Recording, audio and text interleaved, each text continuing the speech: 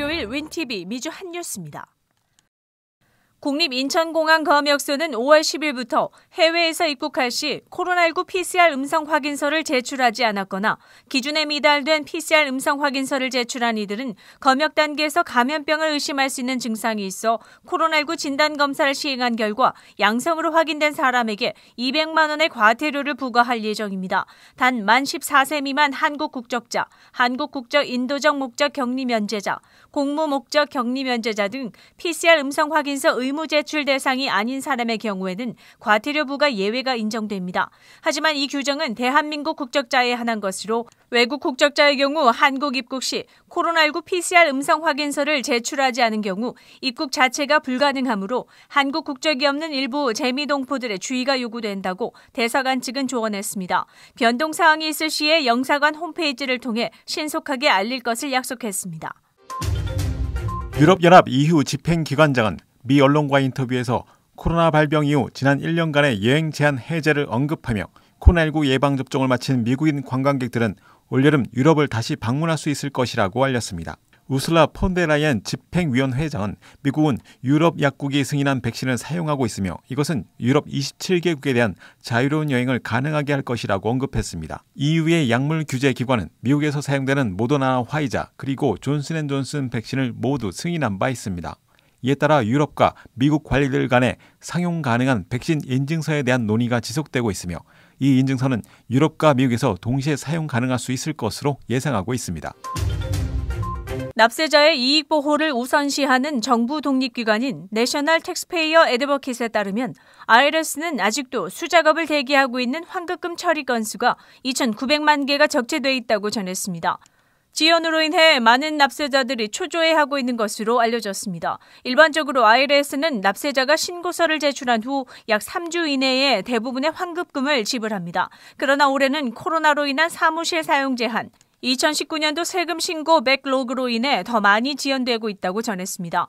IRS는 3월 18일 게시물에서 근로소득세 공제와 추가 자녀 공제 금액 등 변경 사항을 처리하는 데 3주 이상이 소요될 것이라고 밝힌 바 있습니다. 또한 올해 신고 시즌의 전화 문의가 약 300% 이상 증가되었으며 이 중 약 7% 정도만 전화 상담이 이뤄졌다고 알렸습니다. 전화보다는 개인 환불 정보 IRS 페이지를 이용할 것을 권했습니다. 바이든 대통령이 오는 27일 질병통제예방센터 CDC의 야외 마스크 착용 지침에 대한 업데이트 내용을 발표할 예정입니다. 안소니 파우치 박사는 이번 주 마스크 지침 업데이트를 강력히 암시했습니다. 전염병 저널에 따르면 11월 리뷰에서 실내의 바이러스 전파 확률이 실내보다 약 19배 더 높으며 연구 대상 중 10%만이 외부에서 감염되었다고 알렸습니다. 현재 CDC는 예방접종을 받은 사람들도 접종을 받지 않은 사람들과 모일 때 마스크 착용을 요구하고 있습니다. 정부 발표에 따르면 미국은 약 2억 2천 개의 백신이 접종되었으며 미국인의 면역률이 올라감에 따라 마스크 규칙을 완화하려 한다고 전해졌습니다. 대법원은 26일 미국인들이 자기 방어를 위한 권총 휴대 완화 여부에 대한 심리에 돌입할 것이라고 알렸습니다. 이번 심리는 뉴욕제 소총 및 권총협회와 총기를 소유한 2명의 개인이 집 밖에서 총기를 휴대하기 위해서 필요한 허가 사유 요구 규정에 대한 소송의 법리 검토라고 알렸습니다. 뉴욕법에 따라 총기 휴대 면허를 받기 위해서는 신청자가 적당한 총기 휴대의 필요 사유를 적시해야 합니다. 원고들은 이런 사항으로 인해 헌법적 교착 상태에 있는 수정헌법 제2조 자기 방어 조항이 실제로 제 역할을 할 수 있게 해야 한다고 주장하며 총기 휴대 규제 완화를 촉구했습니다.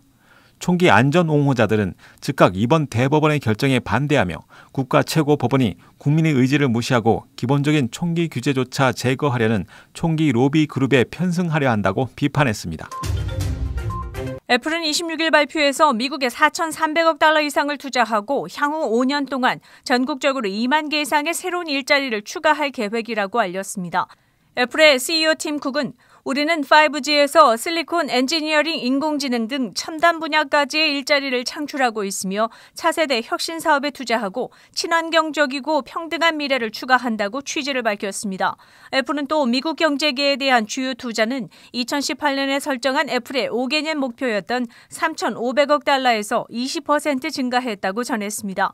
캘리포니아에 기반을 둔 이 거대 테크 기업은 이번 장기 투자 계획으로 전 미주의 9,000개 이상의 공급업체와 기업에 대한 직접 투자 지출이 포함됐다고 전했습니다.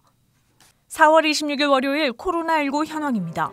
미 전 지역 누적 확진 3,283만 3,578명, 신규 확진 9,189명, 누적 사망 58만 6,199명, 신규 사망자 수는 47명이며 지금까지 완치된 사람은 2,538만 2,659명입니다. 일리노이주 누적 확진 132만 3,170명, 신규 확진 2,137명, 누적 사망 2만 1,836명이며 하루 새 신규 사망자 수는 10명을 가리켰습니다. 일리노이주에서는 지금까지 886만 975도스의 백신을 투여해 16세 이상의 거주민 53%가 최소 첫 백신을 접종했습니다. 일리노이주에서 지난 일주일 동안 코로나19 양성 판정률은 3.5%를, 쿡카운티는 5.7%를 나타냈습니다. 다음은 어제 기준 각 주의 신규 확진자와 신규 사망자 수입니다.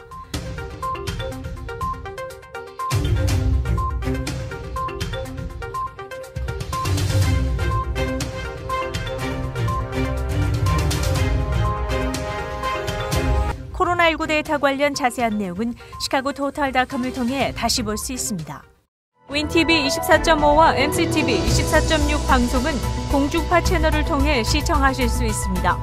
코로나19 비상시국 뉴스24에서는 여러분의 제보를 기다립니다.